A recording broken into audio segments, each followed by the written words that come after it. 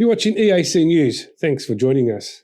World Vision Cambodia reports 99% of grandmothers have the role of primary caregiver to their young children in the family, because more than 57% of mothers between the ages of 20 to 34 have migrated to cities or elsewhere for work. This leaves the grandparents and especially grandmothers back at home taking care of their grandchildren.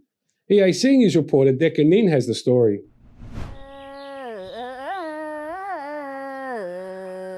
In a learning report entitled The Grandmother Inclusive Approach for Improved Child Nutrition, released on Thursday, 7th of April, World Vision reported that the increase in employment in the garment sector has caused many parents of children to migrate far from home for employment in order to earn money to support a family.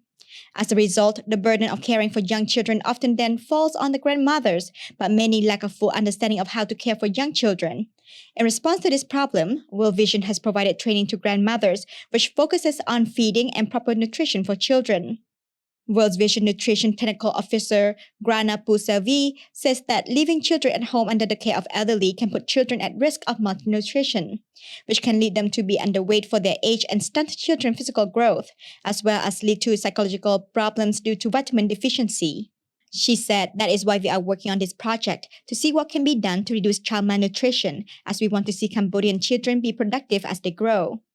Gia Mari, an official from the Ministry of Health National Nutrition Program, said she recognized the need to improve the well-being of both grandmothers and children. She said through the training, grandmothers are also relieved from stress by facilitating community dialogue and building a social system to take care of the children at home when parents are not at home. The World Vision Nutrition Technical Officer added that the project underwent a trial period for 13 months, where many changes and improvements were made to the project indicators. However, it would take a long time to improve the training. In the future, she hopes the training will give more focus to raising the well-being of young children, especially children under the age of 2. She continued, "The reason why we planned the Grandmother Inclusive Approach project is so that children will no longer be afflicted by illnesses, and so that their mental state could also be improved. This project intends to train grandmothers and provide them with the knowledge and good practices of take care of children and providing good nutrition."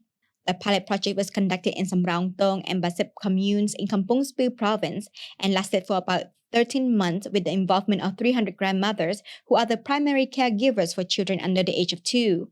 The project aims to build the knowledge and skills of grandmothers to ensure the well-being of children and to reduce the stress felt by grandmothers by facilitating community dialogue and building social support systems to address issues related to changing roles in childcare.